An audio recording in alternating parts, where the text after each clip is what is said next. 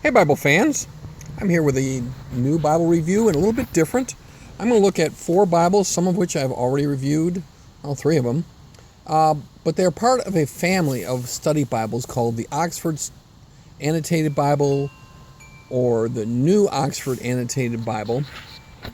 They're produced by Oxford Press, and they've been around since 1962 in 4 major versions and a couple in between minor ones.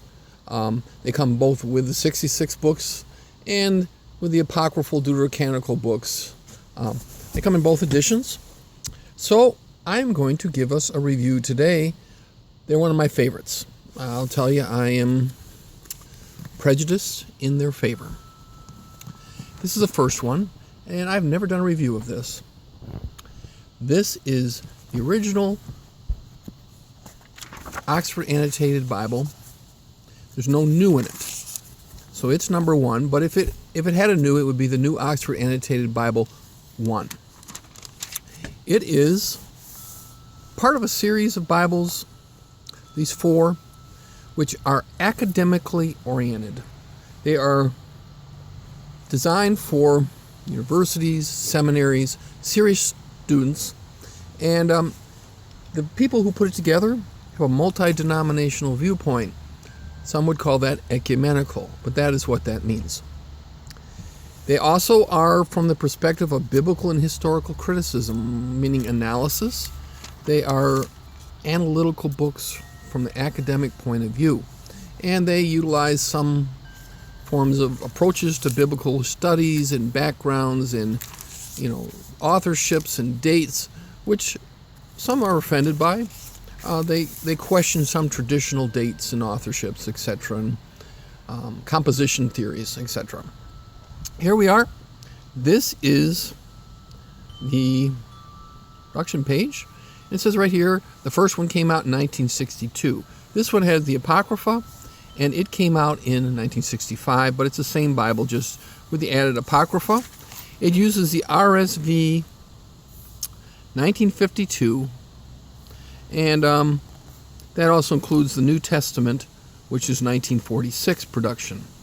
A little bit different. So here's what it says. It has introductions, comments, cross-references, general articles, tables of chronology, of measurement, weights, and an index. And of course it has the beautiful Oxford maps.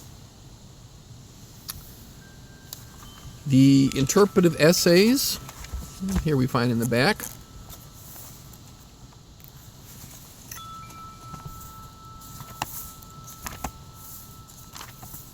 Oh, I'm sorry, it's in between the testaments in this case. My bad. Here we are. There are things like this. Survey of the biblical lands, discussing the patriarchs, the people of the covenant, etc. There was added articles at each step, from 1 to 2, 2 to 3, and 3 to 4. So, and a couple were dropped in some cases. So these articles are very important. Here are the beautiful Oxford maps. Now, the part 1, 2, and 3 all share the same maps, and the part 4, the New Oxford Annotated 4, has a whole new set of maps. Here's your average page. It is the print in 2 columns at the top. Some cases verse for verse, other cases paragraph style. It has the cross references and the notes at the bottom, and they're very succinct in part 1, 2, and 3. The paper on this one is excellent. It was printed in the United States. It is overcast sewn in addition to being smythe sewn. It is a beautiful Bible, a joy to read. That's about all I can say. I recently got this. I had a hardback version, had been wanting a leather version. Extremely rare. And there we go. And you can look at the leather. It's 50 years old, so it's not bad for 50. It's got minor damage, but I'm not going to rebind it. It is, as is, excellent. This is New Oxford Annotated Bible 2, and it is very similar to the 1, the same size. It uses the RSV, but it also uses the 1971 revision of the New Testament, which is a very, very light revision, not a heavy one. It has the articles, it has backgrounds, it has everything else. It added a half dozen articles. and it's been some very minor revisions. Like in Genesis 1, I noticed reading the comments, it changed one or two words and replaced them with one or two other. One of the things I like about these, all these Bibles are justified right. That means you have a clean line on the right side, and the print in the 1 and 2 are both 10-point, fairly bold. The 1 is even bolder than the 2. I wore this Bible out, the 2. It was my seminary Bible, and I'd have it rebound and resewn, and it's just ticking along good. Also printed in the United States on good paper, not as good as the 1, but good paper. Really sweet Bible. And you can get these on eBay still, quite reasonably priced, anywhere from $50, $75 in good condition. That's a USA printed NOAB 2. You can get the Korean printed current versions cheaper. One of the great things about the NOAB 2 is that it received the imprimatur of a Catholic cardinal and Orthodox bishops. Both approved it. It has some of the additional parts of the Apocrypha Deuterocanonical books, which Orthodox churches use and not Catholic. There are some very tiny little differences. And so it's called the Ecumenical Bible, the Bible for all churches, Protestant, Catholic, Orthodox. And truly it was. This is the 3.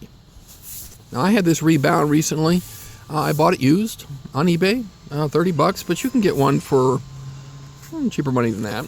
I mean, a little cheaper, but it won't be as in good condition, or you can get one in better condition for $30 to $60 range. It was also produced by Metzinger, who was one of the editors in the part 1 and 2. Had a new associate. May had died by this point. It uses the New Revised Standard Version that was produced in 1989. And that version is quite heavily changed from the RSV. It's in the same family, but it is not the same. And I wanted to point out to you, I'll bring the 1 up here, that they increased the size of this Bible quite a bit.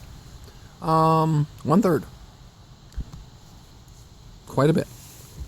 So going to the part 3 and then the number 4 are both larger Bibles. It is a hybrid. The 3 is a hybrid. It took the New Revised Standard Version Bible translation and added the notes and articles from the 2. Now I made some changes. Some of the notes and some of the are modified. Some of the introductions are modified, and some of the articles have been changes to them or additions to them. But it is the quick attempt to put a study Bible on using the NRSV and using mainly the study tools of the New Oxford Annotated Bible 2. It added a nice concordance, helpful, and the part 1 and 2 don't have a concordance. You can buy one separate, but retain their maps. It is also printed in the United States. Very nice paper. I like it because it breathes pretty well. This is the Apocrypha. It's just the layout. It gives you the space around the sides. It just has a good feel to it. It is also a 10-point print, but it's a little lighter.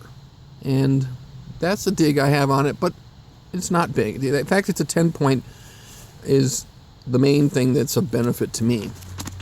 I had this rebound recently at ABBA, and you've seen the video. I really like it. I like it a lot. The part 3 had a 3B, and it was called the New Oxford Annotated Bible Augmented in 2001. I had a hardback copy, which I gave away, and I probably will look for a leather one in the future, but it had additional articles, additional changes, and perhaps if I get one, I can do a NOAB 3A and B video showing the differences and the changes. Here's the NOAB 4. Whole new horse. It's NRSV like the part 3. It had a new editor-in-chief. Metzinger has died. His name is Coogan. This Bible was produced in 2010. It also uses the NRSV. It has new notes, new articles, new maps. It is printed in Netherlands by a very fine Bible producer called Youngblood. It reduced the size of the print to 9-point. It used a wider paper and line matching, which means every line on the matches with the line behind it. And this is necessary because the paper is thinner and not as opaque. It has more see-through, but line matching solves much but not all of that problem. It is not justified right, so you have a staggered line. And another factor I don't care for it as much as the 3 is it crams the stuff on there. There's not the breathing room on the page. They have so many notes. The part 1, 2, and 3, the notes are succinct, they're sharp, they're not wordy. Well, part 4, they like to hear themselves talk. So this is the current state-of-the-art Bible if you are interested in modern, academic, biblical criticism approach to Bible studies. Get one of these. It will be your reference volume. And it's used in all the major mainline denominations in the Harvard Divinity School, and it is the go-to. The NRSV, the New Oxford Annotated 4. I use it. I find it very good. Articles are different. I find it very good. Same concordance as the 3, but new maps. Some of the pluses of this Bible in leather is it's a genuine leather that's cowhide, but it's made by Youngblood. It's a very, very fine Bible. And here we go. I put new ribbons in my Bibles, of course. Good value. I would have one of these, but I don't find it to be such a delightful reader. It's a reference book. And if I was going to read NRSV, I would read it out of the 3 or another Bible. It's not as good a reader. It has a lot of in-text maps and charts and explanations, and that's all good. I don't care for it, that approach. But a lot of Bibles, NIV Study Bible and others have done this. I guess you all follow the herd, and I'm not so much a herd guy. All these Bibles are well made. They all come in a real leather cover. They're all sewn. They all have good quality paper. They're produced by one of the great Bible producers of the world, Oxford, and I would recommend them. That's all I have for this video, and God bless.